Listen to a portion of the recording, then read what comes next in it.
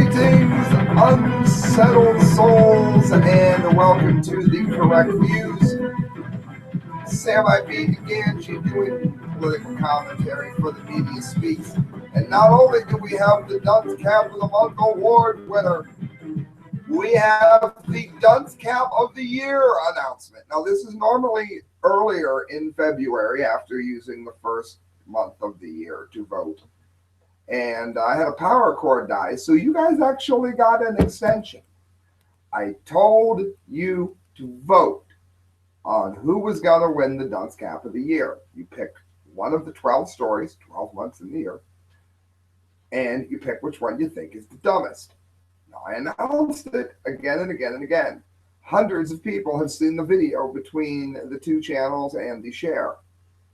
Only one person voted out of the hundreds of people that watched that show. That has never happened on the show before. So, Salene, Adamselene, you have won. Let me make sure I'm on the fact cam here. You have won an ounce of silver, my friend. I need to know where to send it. The correct views at hotmail.com. Salene, thank you. It's Salene. Go ahead and make sure that you tell me where to send it. The winner, and I'm going to have to make the hat the following week. I had a power cord die, so I'm behind myself in these hats that I'm making. The story that he voted for was for the Florida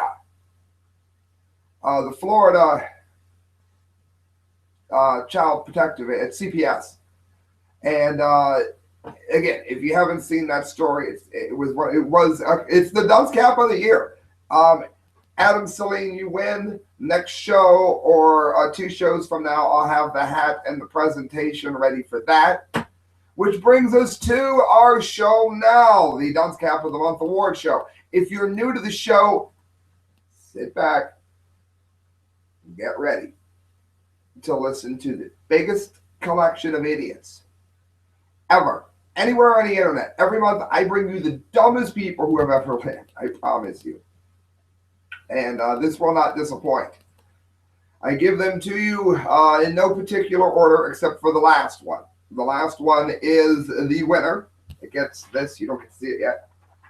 It gets the Dunce Cap, which you don't get to see all of yet. It gets all that mailed to them. I have mailed Dunce Caps to the Pentagon. I have mailed them to the White House. I have mailed them to the FBI. I have mailed them to judges, police stations, anybody who earns it. And here are the ones that didn't quite earn it. But oh my God, are they stupid? Salazar Marine Corps ordered to make job titles gender neutral. Prison Planet. The U.S. Marine Corps is under orders to integrate both male and female recruits at boot camp training and must alter job titles to adapt to a more gender neutral tone by April. So ISIS are teaching children how to use explosives. If you don't believe me, look it up. They are setting up the detonators that are killing so-called spies in a car. We are teaching our soldiers, who are thankfully children, to be gender neutral because you may hurt somebody's feelings and be triggering. The Marine Corps, no less.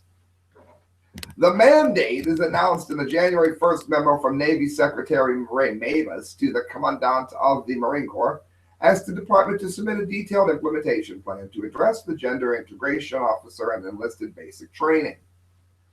In this submission, identify specifically where, if anywhere, this training is already integrated, where it is separated, and how long it will truly take to fully integrate these training. In other words, they're spending an enormous amount of time removing man from titles such as infantryman, rifleman, or midshipman. They are spending precious money dealing with ridiculous issues at a time, like Donald Trump says, that our military has been ground down to such a degree that it couldn't possibly get much worse. We're dealing with gender neutrality in the Marine Corps. The Marines, for crying out loud. NBCnews.com, you'd expect it from the Air Force. I'm kidding. Private jets tagged with graffiti at LA airport. Now, the reason this got the dumb D is these people are millionaires. And they're complaining, and I don't think the vandals, I think if they're caught, they should get popped. But what they're about to do is spend millions of dollars, I'm sure, repainting the airplane. As if a little bit of graffiti is going to make it immediately crash to the ground. They make it sound like it's money they have to spend. Vandals who broke into Van Nuys Airport Sunday night covered 3 different multi-million-dollar corporate jets with graffiti, the second such incident at the Los Angeles airfield in the last 2 years. They were tagged on their fuselages, tails, and wings with URA and a large 872. Other smaller monikers sprayed in blue and black paint on the panes included URAF, Mark B, and Glock $. Primary estimates range from tens of thousands of dollars to potentially millions of dollars. Yeah, because we all know that graffiti, there you see it on FactCam, graffiti will immediately cause a plane to crash to the ground. A bunch of rich, prissy bastards. How many of you listening to this would happily take a plane no matter what was spray painted on it? I swear, you could put something sickening on it, like Hillary for president. It's still a plane. I told you it was sickening. Victor Skinner, moving on to the idiots. University seeks to broaden free speech by banning offensive costumes. That is to say, any costume. They've all but destroyed Christmas in the public, and now they're going to destroy the fun that is Halloween, and that's what it is, because most of us have no interest in the actual, they used to slaughter children on Halloween. I'm sure they did. I don't think dressing up in a Halloween costume makes you a Satanist any more than wearing a cross makes you a Christian. But what they're doing here is, remember when students used to have a pair? Remember when they used to rebel and stand up for free speech and were worried about what's happening in our college? Now we've become a bunch of mamby-pamby panty wastes that need our own safe space every time somebody hurts our tender gender-neutral feelings. The Edinburgh University Student Union claims that it was working to broaden free speech when it banned students recently from wearing any type of costume that might offend anyone. So taking free speech away broadens free speech.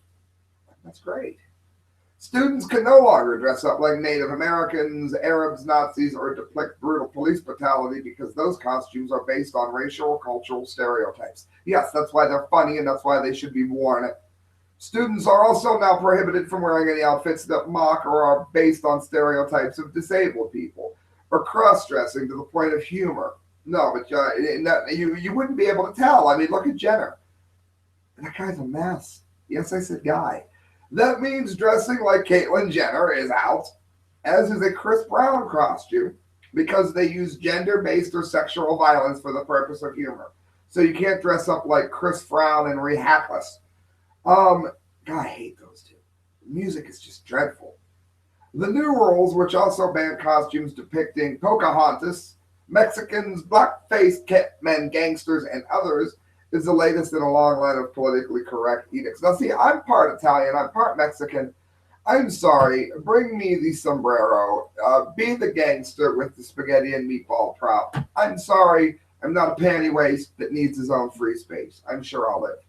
Jim Hoft, Gateway Pundit, moving on with idiots.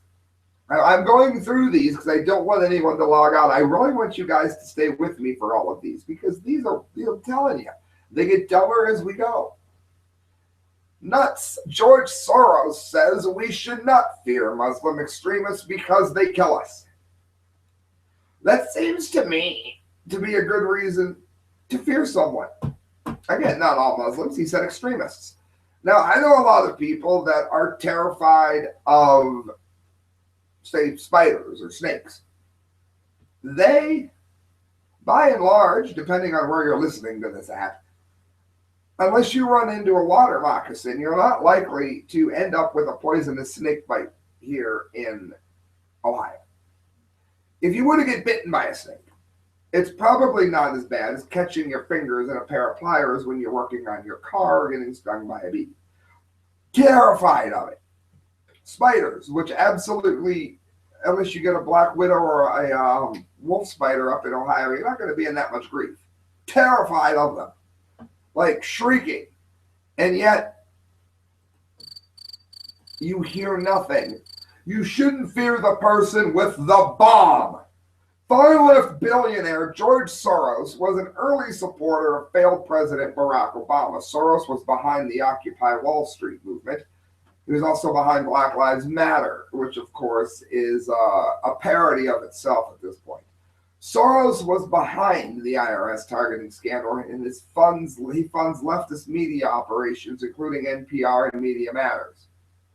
But now, for the rag known as The Guardian, we'll get to other rags later, Soros argues that the West should not fear the Islamists just because they kill us. No. Why else would you kill them?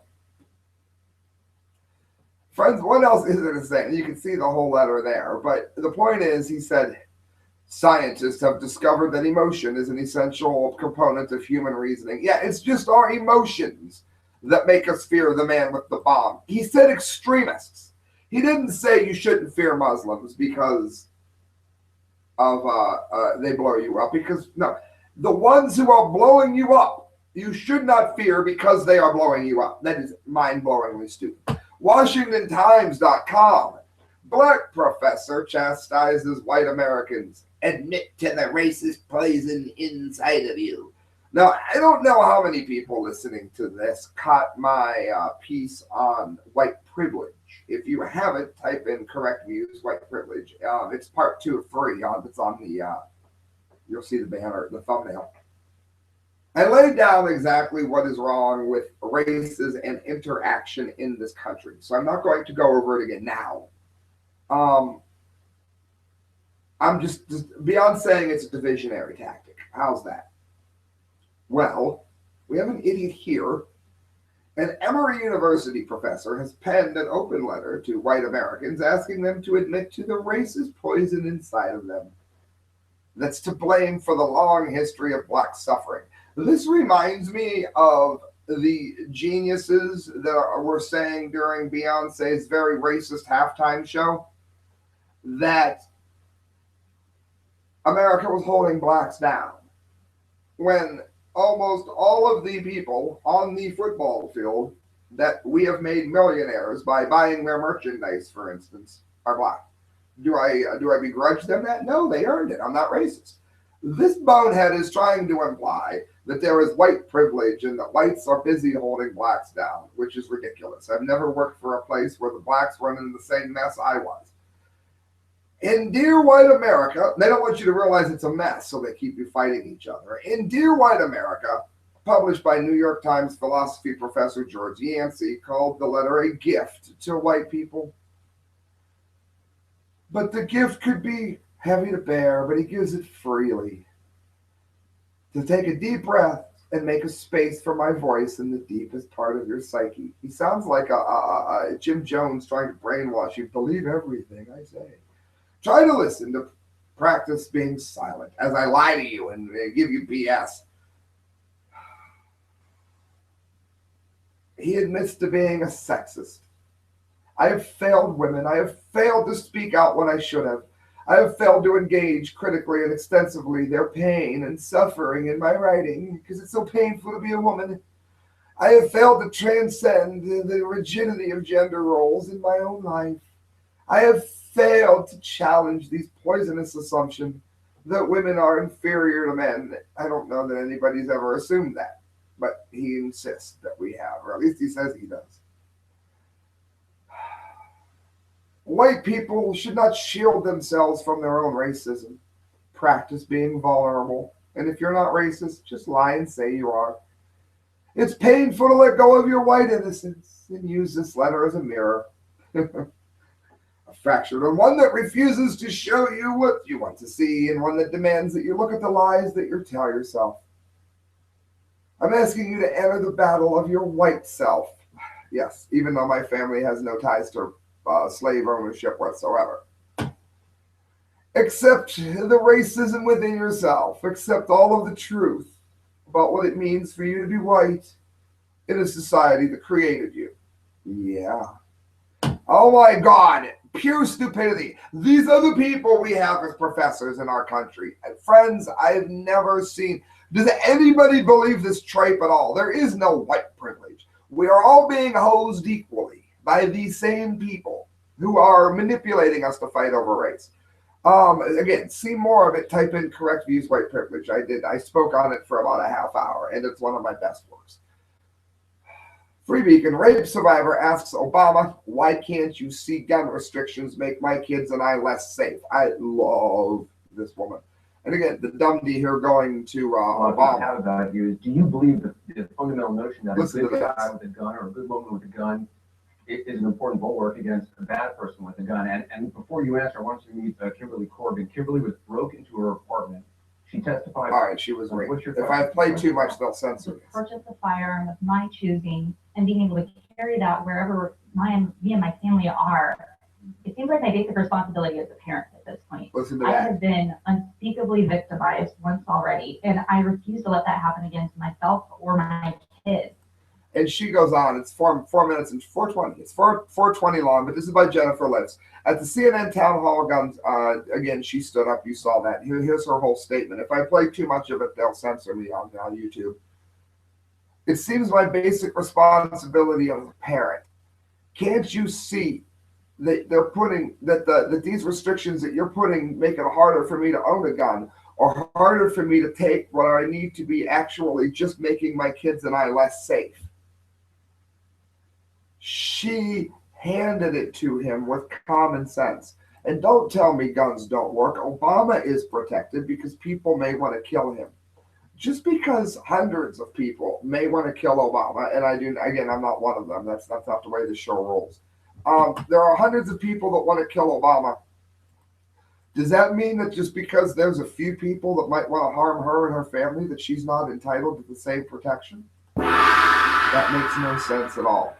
Paul Joseph Watson, CNN op-ed calls for Obama, to declare a national state of emergency to gut the Second Amendment.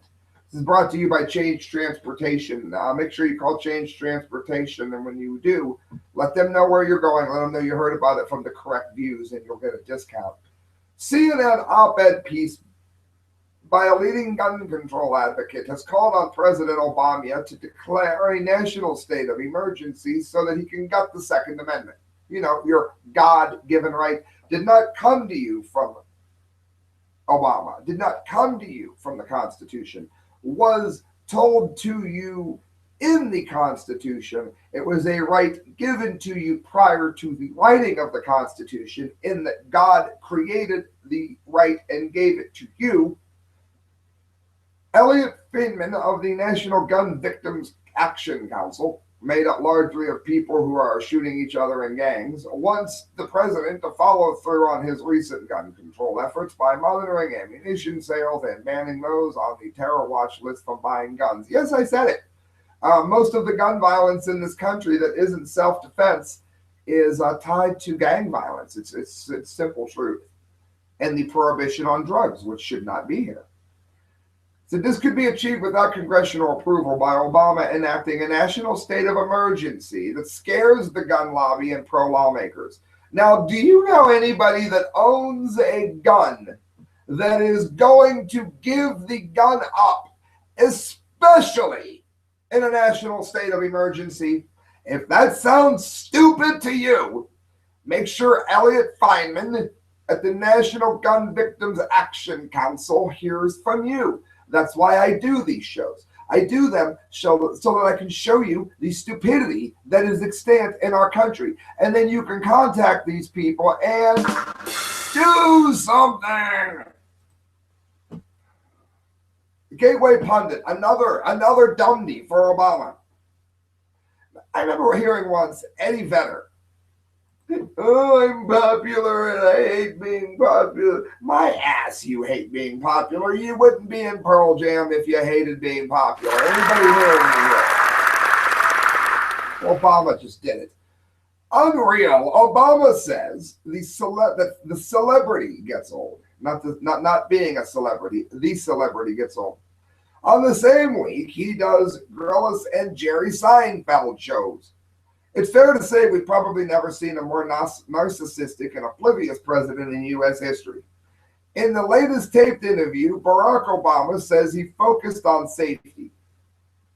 The world is on fire. Prosperity. Americans make less money today than when he became president 7 years ago. And tolerant race riots are breaking out all across the country. I love the way that's worded. Tolerant race riots. Gonna be tolerant. Let's riot. Obama then says the celebrity gets old. And it's the same week that he just did the Bear Grylls show and a driving show with Jerry Seinfeld. So it gets old being a celebrity, and yet where does he place himself? Directly in celebrity status, above and beyond what his job is, to make himself more of a celebrity. Alan Salazar, he gets another story in on this one. Prison Planet. City demands firearm applicants write an essay explaining why they need a gun. Let me ask you, do you write an essay explaining why you have the right to free speech? Do you write an essay explaining why someone has to have a warrant to come into your house? Do you understand that these are rights? Okay. Okay. Then why would you need one for your God-given right to own a gun? Maybe you want to defend yourself from the crazy thugs outside your house shooting each other. And no, I don't mean color, because there are plenty of white thugs shooting each other. There are plenty of Asian thugs shooting each other. They are thugs. A new policy in a Massachusetts town imposes burdensome steps on residents who want to obtain a license to carry a firearm, an essay exam, and a $1,000 training seminar. $1,100. So now you have to pay for your God-given right. Pro-firearm supporters in Lowell last Tuesday pleaded with police and city administrators to ease new gun regulations, which, among other things, now require an essay of anyone applying for an unrestricted firearm license. And someone wrote, I will never write an essay to get my rights as an American citizen. Resident Dan Gannon reportedly stated at the city council meeting last week, according to the Lowell Sun. Nor should he.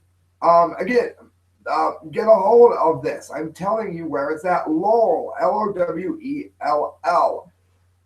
Call them. Call their city council. Call the mayor's office. Let them know this is an infringement. An essay when you're in school is when you write something, you turn it in and they grade it, attorney Richard Chambers told Fox News. This is an essay. And it's also just another layer of bureaucracy they've tracked to block people from exercising their rights. And that is exactly true. Absolute mind rot, friends. Truth Revolt, Caleb Howe, Melissa Harris Perry, who's never said anything right in her whole life. Confiscate guns. This is one of the big dummies. This is one of the reasons I told you to hold on. Confiscate legal guns to stop men shooting their wives. Not to stop wives from shooting their husbands. Second of all, what?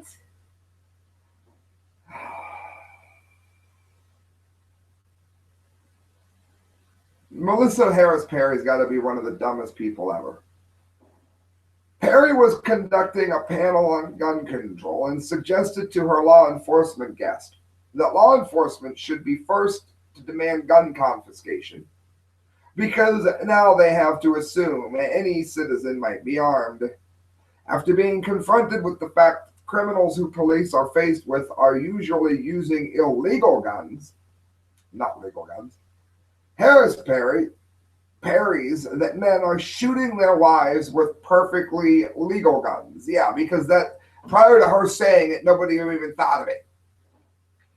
John Shane, well, do you have a lot of Second Amendment officers? I happen to favor carrying a gun myself. I don't think there's much wrong with it. The reality is that we are going to keep the illegal guns away from people. It's a very easy thing to keep guns, she interrupts, which she loves to do. A lot of people shoot their wives with perfectly legal guns, he says, and so they wouldn't if they didn't have them. So and then Shane says, but we're not going to take guns away from people. We're just going to make it harder for law-abiding citizens to get them. They wouldn't if they didn't have them. So because a few people abuse free speech, no one should have free speech. Because some people have a meth lab in their house, The police should be allowed to knock on everyone's door to see if you have a meth lab. That's the reasoning that this bonehead Paris used here. Hey, idiot, idiot. Campusreform.org. Portland Community College to devote an entire month to whiteness shaming. Of course, pushing the lie of white privilege of which there is none. We are all equally hosed. From birth to death, I might add. Portland Community College, make sure you get a hold of them, call them, write them. It's why I do the show. I'm not here for my health. Portland Community College has designated April Whiteness History Month. Even WHM, an educational project exploring how constructive whiteness creates racial inequality. There is no constructive whiteness. That is a lie in and of itself. These are colleges trying to give out free A's to get people to take stuff and make them feel good so they come to class every day, so they can learn something of no value whatsoever in the real world, even if Donald Trump does manage to get the jobs back. Whiteness History Month, Context, Consequences, and Change is a multidisciplinary, district-wide educational project examining race and racism through an exploration of the construction of whiteness, its origins and heritage, PCC states on its website, which is full of crap. Scheduled for the month of April, the entire month, the project seeks to inspire innovators and practical solutions to community issues and social problems of racism, such as blaming whitey. It says that the project is not a celebratory endeavor like Heritage Month, but is rather an effort to change our campus climate. Yeah, by shaming whitey. Not only does the concept of whiteness allow those who are socially deemed white to accrue more benefits, untrue, the page asserts, but those benefits are accrued at the expense of people of color, also not true. None of what this thing teaches has any truth in it, and yet it's considered a college program. God. And then people wonder why we're voting for Trump in droves. Why is a libertarian voting for a populist? Because somebody has got to bring common sense back to this country. Because nothing I just read to you and that has any basis in truth at all. There is no white construct. There is no white privilege. There is no special anything for white people. We are all under the same outsourcing issues. We are all under the same death of the middle class. So I don't want to hear it. dailycaller.com. The next big thing, this is even dumber, fat studies courses, fat awareness groups spread across university. Guess what? I'm a little fat. Guess what? I shouldn't be. You don't need to go around and fat is good. There's nothing wrong with being fat. Yes, there is. First of all, it's ugly. If you don't like it, I'm sorry, it's ugly. Second of all, you're killing yourself. The fatter you are, the more you're killing yourself. So no, it probably should not be considered normal. Do I think that if someone is fat, they should be harassed and hounded and bothered and treated like crap? No, I had plenty of that when I was growing up. I'm slightly overweight. I used to be huge. I get it. But this is not the answer, people. This is a road to cancer, sugar, and heart disease. These blimps in the picture, no, that's not okay. They're killing themselves.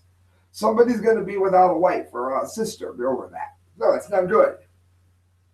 Described as an emerging academic field that focuses on combating weightism, fat stigma, and weight-based oppression of fat people, fat studies courses are popping up on college campuses across the country. Again, as a nation dies and there's nothing to teach anybody to do because there's no opportunity, these ridiculous things pop up. Typically found in women and gender studies departments, which never has any useful classes. That's why they usually have to thrust them on anyone who isn't a feminist. Fat studies courses don't study obesity as a leading cause of death in America, which it is, but rather approach fatness as a social justice issue and usually focus on fat liberation movements and activism as ways to combat the stigma attached to obesity. I agree with Steven Crowder. You are not going to change what we think is pretty by telling us that we think you should think it's pretty. You are also not going to stop a heart attack by saying that you are equal to somebody who is of normal body weight, therefore your heart must not be weightist and die on you. During winter 2016 term that's happening now, Oregon State University, again, contact Oregon State University and let them know that they're a crappy institution, is offering a 3-credit course simply titled Fat Studies. 3 credits. Talk about an easy A. Just smile and nod with all this insanity of which you know none of it's true. And then you're going to wonder why people are taking guns across the state lines without telling anybody so that they don't have to write an essay on how to get a gun. Now you're wondering why more and more people are questioning why they go to college. These stories all tie together. They all tie together how all of our institutions are ultimately betraying us. According to the website, the course frames weight-based oppression as a social justice issue, exploring forms of activism that counter weightism. How about fatty just lose weight and doesn't expect the rest of society to kiss their ever-widening ass? How about that? How about we do something to get the salt content out of our food so that when you eat like a normal person, which I actually do, you weigh a more normal weight. But no, let's just keep stuffing ourselves to the point of death and call it normal. My wife, I don't know what she eats, but the stuff that comes in a box, it's like salt and water. There's no food in it. And no, she's not fat. The point is, it's going to kill you. This food that we're eating has no nutritional value, and much of it is incredibly fattening. She just doesn't eat a lot. And again, I didn't marry a huge heifer. Why? Because while I don't wish them any ill, it just isn't pretty. And if you do find fat people pretty, then that is great. Because I don't want to go in the other direction, but I'm not going to sit here and promote it as healthy. I'm not going to do it. Campus reform, UCSB to host discussion on safe spaces for fat gay men. Now, the gay men are ganging up, you see, on the fat gay men. So now not only do fat people need their own safe space, but now fat gay men need their own safe space because of weightism and you don't like gay people. The University of California, Santa Barbara will host a book discussion next week to discuss the anti-fat stigma that persists in American culture, especially for fat gay men. Mirth, girth, and the politics of stigma with idiot author Dr. Jason Witzel at Pace University. Pace, P-A-C-E, where you want to call, let them know that this kind of stuff is mind rot, is being hosted by the UCSB Resource Center for Sexual and Gender Diversity.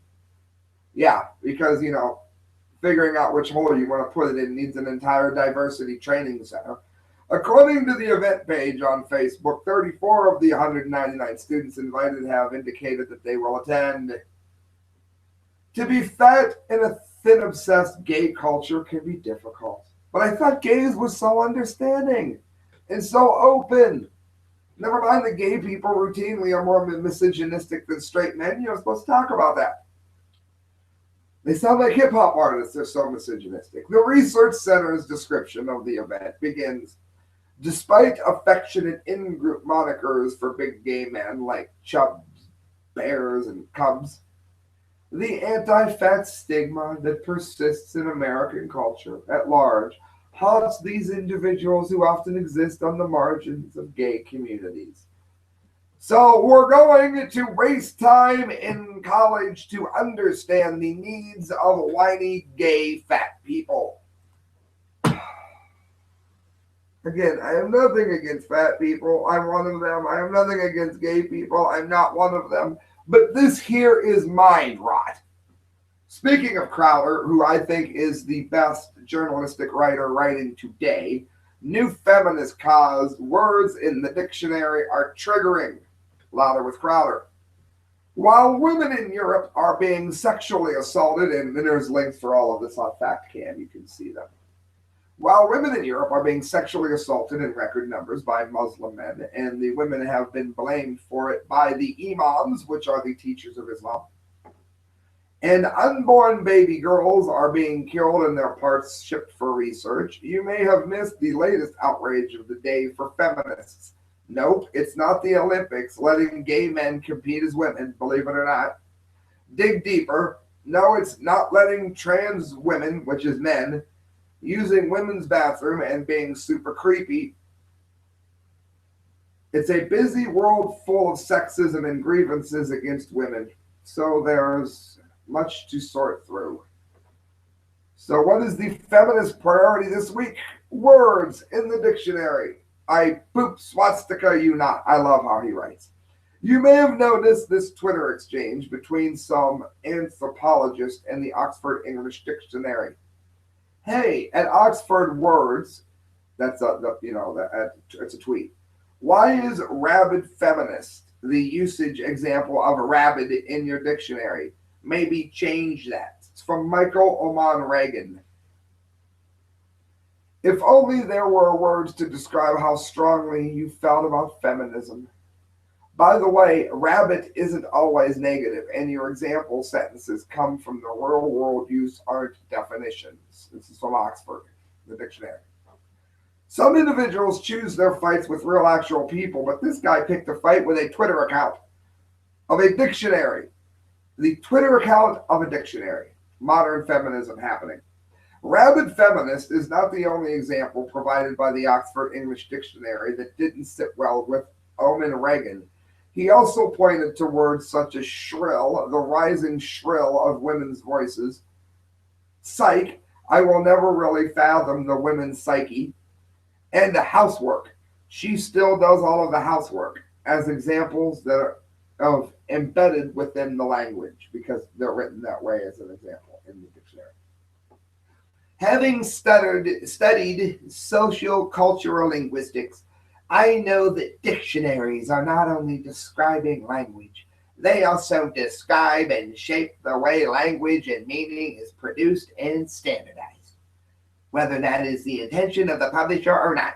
Oman Reagan wrote, noting that Oxford is the default dictionary used by Apple Mac OS X operating system.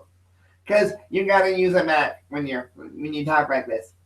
Though, of course, being leftists who trumpeted the full faux horns as far as the ear can hear it, Oxford agreed to review the example. No word yet on if they're going to look into examples of words being applied unfairly towards men. So he writes, I love Crowder, and decided to open up his dictionary of his Mac to see what he could find. Brute. A savagely violent person or animal. He was a cold-blooded brute. Informal, cruel, unpleasant, sensitive, being unfeeling. Yes. Adjective. Male usage. Look at that. So how is that not a stereotype? Oxford has applied brute to the male pronoun, he writes, and I'm angry. Insane. In a state of mind that prevents normal perception, behavior, or social interaction, seriously mentally ill. Certifying patients as clinically insane, such as, example, he has gone insane. He writes again, what? Here again, insane is applied to male pronouns, except, of course, when applied to being foolish, and then it's applied to a woman. Monster. An imaginary creature that is typically large, ugly, and frightening. The example is Christopher, male, is only a 1 year old, but already he is a little monster. So monsters are men, oh my God. So I can do a faux outrage. I can do the faux outrage thing too. All it requires is a caps lock key and some well-placed exclamation points. I absolutely cherish the way that he writes. I can't tell you enough. I think he is one of the best writers extant today. So here you go, friends. We have, as my computer tries to freeze, we have a country that is locked into the most ridiculous of arguments. And if you think it can't get worse, it can.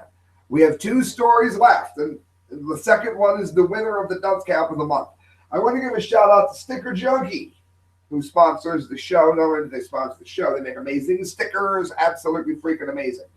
And when you go to get your stickers made, even if you have a rough idea, you're going to love what they come up with there. And if you type in the correct views when you check out, You're going to get a discount as well. Go to stickerjunkie.com. Be glad that you did. The runner-up for the Dunce Cap of the Month award. This was the one I picked as the dumbest, but then it was talked about, and we changed it to the following one. But get ready, friends.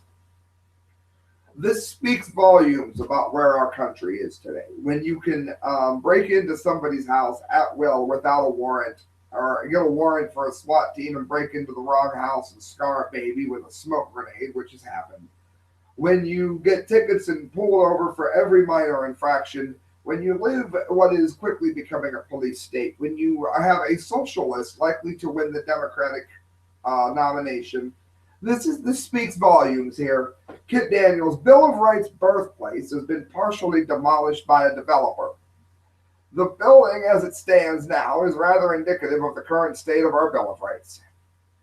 Serving as a microcosm of the Obama administration, a real estate developer partially demolished the reputed birthplace of the Bill of Rights.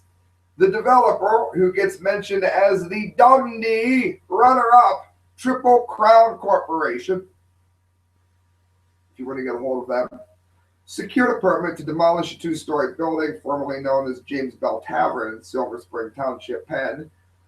But by the time a third of the building was destroyed, the city stopped the demolition because officials realized the Bill of Rights was conceived at the tavern in the 1788 meeting. How appropriate that part of the building that has been torn down while other parts remain, commentator W.C. Handy wrote on the Sentinel newspaper's comment line. We have a Congress that is so intent on destroying the Bill of Rights. The building as it stands now is rather indicative of our current Bill of Rights. Why not leave it there as the building as is to serve as a reminder to us all? Another commentator pointed out that just like the Obama administration, the development stopped the demolition for now, but may continue in the near future. Triple Crown sued the township back in the late 90s over serving tapping fees, and will now sue again to clear the path for commercial development. So go ahead and contact Triple Crown Corporation and ask them why, now that they know this, they are so intent on destroying this piece of history. Otherwise, I'm talking to you all for nothing. I swear to God. And that brings us to the Dunce Cap of the Month Award winner. Yes. This Dunce Cap, I'm telling you, well earned.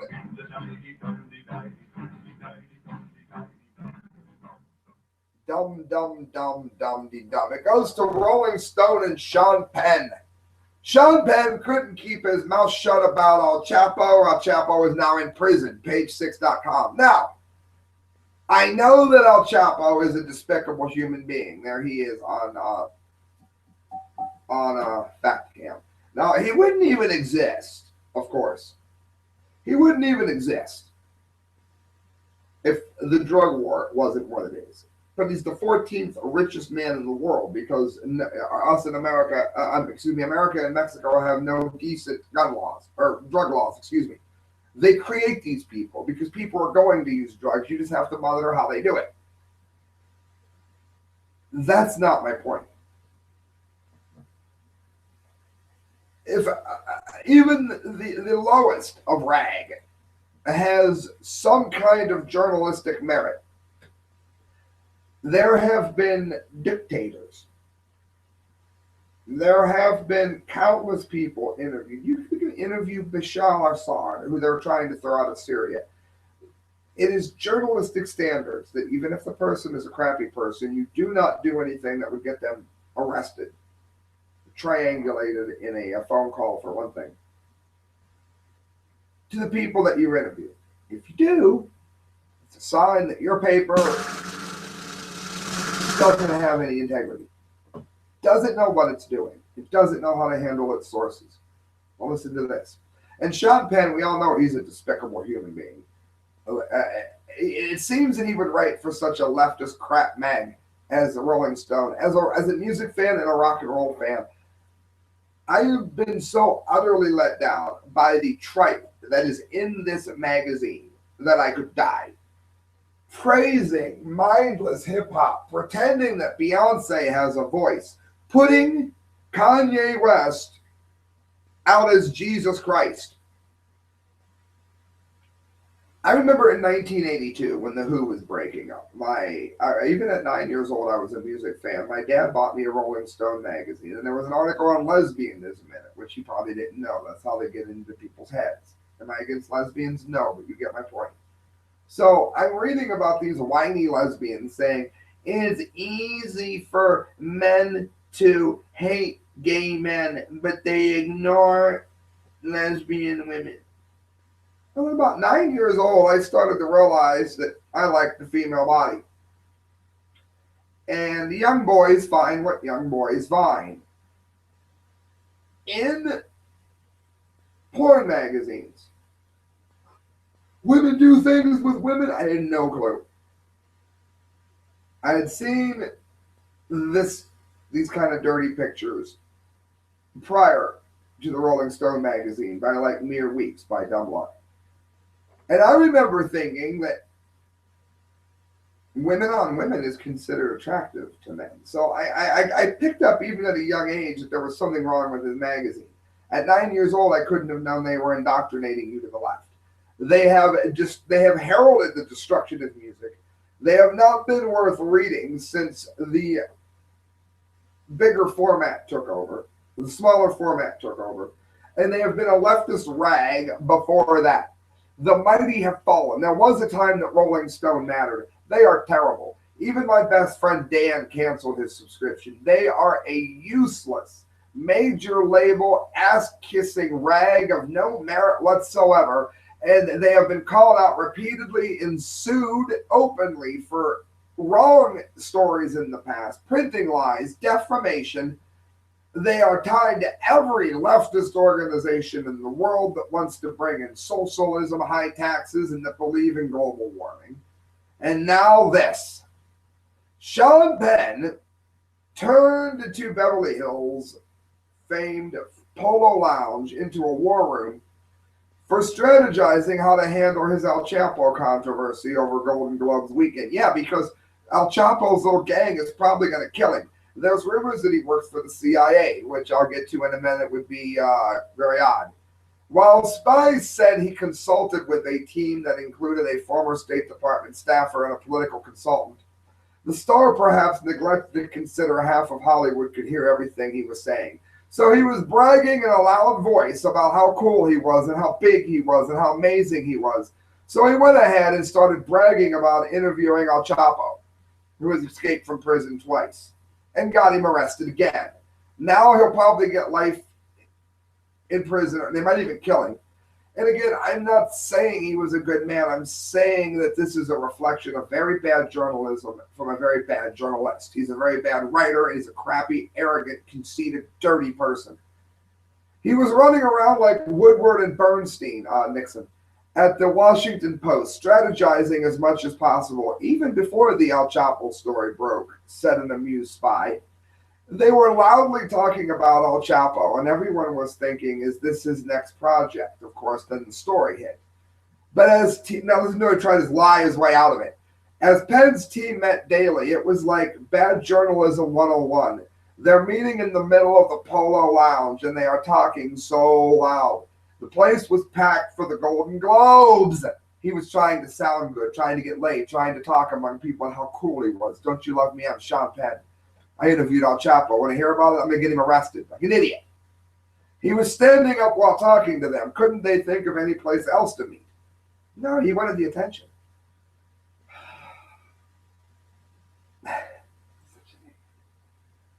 Also spotted at the hotel over the weekend were Miley Cyrus and Randy Jackson. So this is what this genius has brought. This is what basically he bragged, tried to pump himself up, and did this. So I'm now making the dunce caps. Christelle made the last dunce cap. I told everybody it was mailed out. It isn't mailed out. She lied to me and didn't mail it. So now my credibility is on the line because I say that I mailed these out, and the last one that was supposed to get it didn't. Trust me, they are going to get it. I'm going to mail it Friday. This is the Dunce Cap of the Month award now as I try to recover my credibility. I have sent out so many of these. Dunce. Look at it. Look at my drawing of El Chapo behind bars. It says, thanks, Sean. Look at my Rolling Stone logo. I did really good, didn't I? Crossed out. Then I wrote the music note here. I wrote, P.S. Hey, Rolling Stone, we hated the Kanye cover. Thanks, Sean. And here's what I wrote. Here is the Dunce Cap of the Month Award certificate superimposed in the back. Of course, El Chapo and Sean Penn. This is what I'm sending to them. Dunce Cap of the Month Award. This Dunce Cap of the Month Award goes to Rolling Stone Magazine and Sean Penn for bragging a man into what is likely a life behind bars or a death sentence. Now, while Shorty, that's El Chapo, may in fact get what is due to him, according to many, it does not change the fact that your magazine has gone beyond the normal screed of mindless hip-hop stars, talentless sugar pop bands, and leftist drivel, now into the realm of utterly poor journalistic standards. Sean Penn has always been one to brag, boast, and banter, I wrote, with little reason, and has now managed to have members whispering that he works for the CIA. However, anyone who actually took the torture to read this rag will quickly find that no writer there is likely to be employed anywhere but the local trash dump. Perhaps if you actually knew about things like triangulation and sources protection, then you may keep your subjects out of prison. Or better yet, stick to kissing Kanye's ass and destroying the legacy of your once great magazine. Friends, you're listening to The Correct Views. Sam I.B. the Gangi of the Media Speaks signing off. Please donate to the show if you can. Go to thecorrectviews@hotmail.com. I'll let you know where to send it, because every penny you give to me goes towards a better show. Thank you, friends, for listening. That's your Dunce Cap of the Month. I'll get you with the Dunce Cap of the Year. I'll get to it next week. Love you, friends. Good night. Comment out. Share. God bless.